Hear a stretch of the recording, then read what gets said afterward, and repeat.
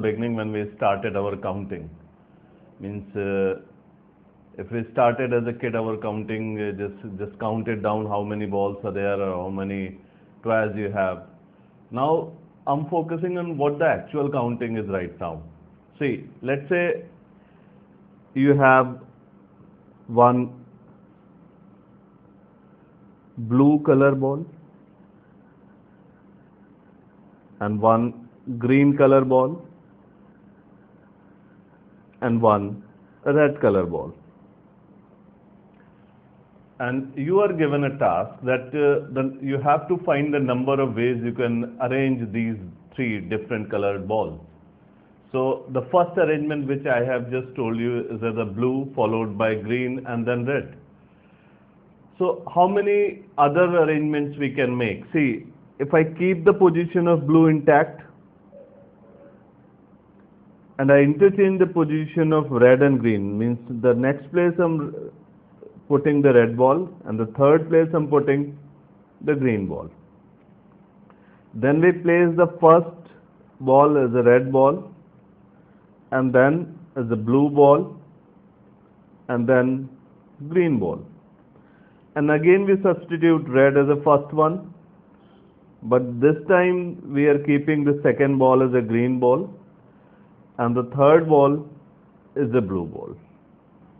Now we can write the first ball as a green ball and then we can write the red one and then we can put the blue ball, again keeping the green as a first followed by the blue ball and then finally the red one. So if you see, these three different color balls can be arranged in you can say 1, 2, 3, 4, 5 and 6 ways. So this is what the actual way of counting. And let's imagine a situation where we have, let's say, 15 different color balls are there and you have to arrange all these balls in a row.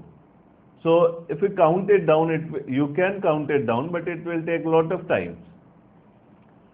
And as a science or as a mathematics student, we tend to be a little lazy. If we are not so lazy, we would not have invented these kind of mathematical innovations or scientific innovation which we are focusing right now. As we can say, the innovation of calculator, the innovation of computer, so many things are there. These are invented just because of our laziness. So our laziness is sometimes provide a very good innovations.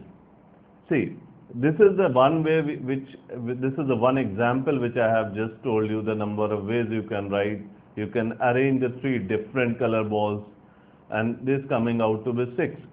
And now then I said, you imagine a kind of situation when you have 15 or more than 15, let's say 30, 45 balls are there and you have to arrange these in a row. So that will be a little hectic procedure.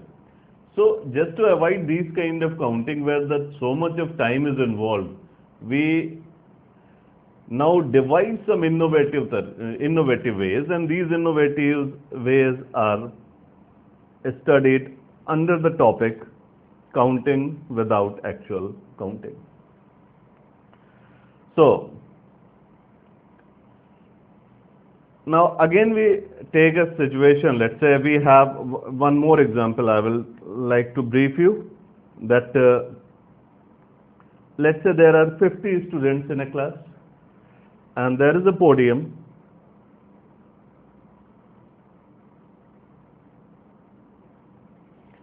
and there are 3 chairs on the podium and we have to choose 3 students out of these 50 and we have to make them sit on this podium.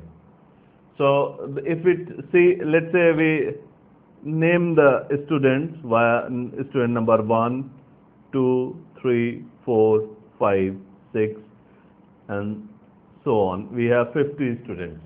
So first we selected, let's say 1, 2 and 3 students. Means the first student name is 1 and the student 2, his name is 2, and student number 3 is 3. So actually what we are doing, we selected 1, 2, 3, and these 1, 2, 3 are, you can say that this is a one way of arrangement. Now I can replace any one of the students from these 1, 2, 3. Let's say I replace 3. So now to replace this student number 3, again we have so many choices are there. First we will be writing student number 4, followed by 5, 6, and so many till 50 choices are there. Up to 50 choices are there. Again, same procedure will adapt for the student number 2, and similarly for the student number 3.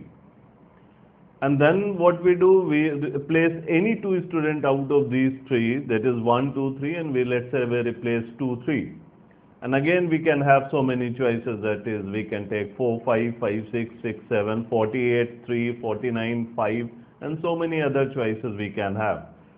So we can count it as as a mathematics student, as a class 3 or 4 student, or class 3, 4 student can count it if the number of ways are written there. But that will be a little hectic procedure. And imagine a situation where 5,000 students are there, and we have to and we have a podium where 18 students can sit. So there are so many ways that we can select the 18 students, and that if we use the actual way of counting, that will take loads of time. So for that we have decided, you can say we devised some very innovative methods in the permutation and combination topic. And this permutation combination, rather you can say it's a grammar of the mathematics. And every language have its own grammar. And sometimes you can see rather you have experience by now that the mathematics is considered as an art subject as well. And have you ever imagined that why mathematics is being considered in a BA and as well as BTech and BSc topics? The reason being the mathematics is a very variable kind of science that varies from you can say from art to science. And so many things are there which are the basic concepts of mathematics and which are very artistic in nature. And we say that we tend to focus that the permutation and combination topic is actually the topic where we will be studying the grammar of the mathematics. Although we are little late to study this topic, but this is what the actual means, you can say this is what the grammar of the mathematics. So while focusing the grammar of the mathematics, now we take the few principle which I will be telling you, and first before telling these principles, I must elaborate what the permutation means.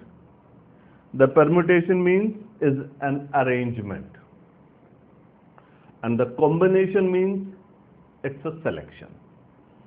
The arrangement means, let's say you have you select 3 students out of 50 students, and these students are standing in a row. So the number of ways these students can be arranged in a row, that will be studying in permutation. And the number of ways we can select 3 students out of 50 students, we will be studying in the combination, and this combination is actually known as a selection. So before coming to that, I am telling you what actually the grammar of the mathematics is, and the most fundamental thing of the mathematics is that when we try to develop some kind of relationship between the mathematics and art topics or any language, because as an arithmetic student, as an algebra student in your early classes, a problem is written in a language, and then somehow how can we find the mathematical answer of that algebraic, or you can say that arithmetic problem. Actually we didn't focus on that thing till now, and first we will focus on that thing, that how we correlated this language in our mathematical answers. I take a very simple example, and this actually the topic in which I am taking this example is you can say it's a fundamental principle of counting.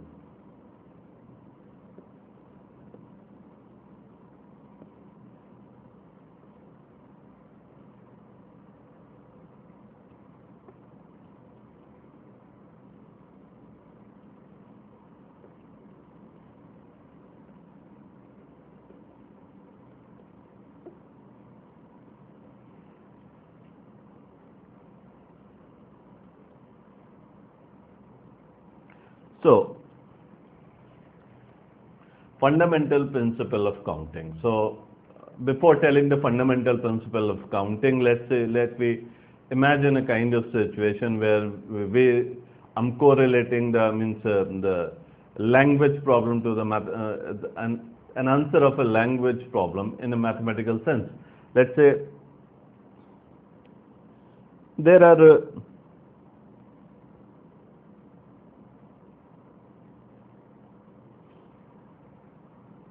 Delhi and Delhi to, let's say, Mumbai,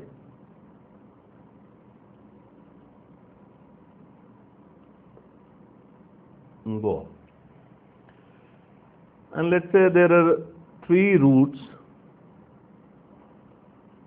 we can use from Delhi to Mumbai, and we can use 2 routes from Mumbai to Goa via our road journey. So I write that this is a route number 1, and then from Delhi to Mumbai we take this is a route number 2, and then we take a route number 3, and this is a route number 4, and this one is a route number 5. So as a beginner, and in the beginning of mathematics, when you were kid and somebody asked you find the number of ways you can reach Goa from Delhi via Mumbai. So if as a kid, means as a layman, if you start as a mathematician, and how will you count it down? So what you say that if I'm using route number 1 from Delhi to Mumbai, and route number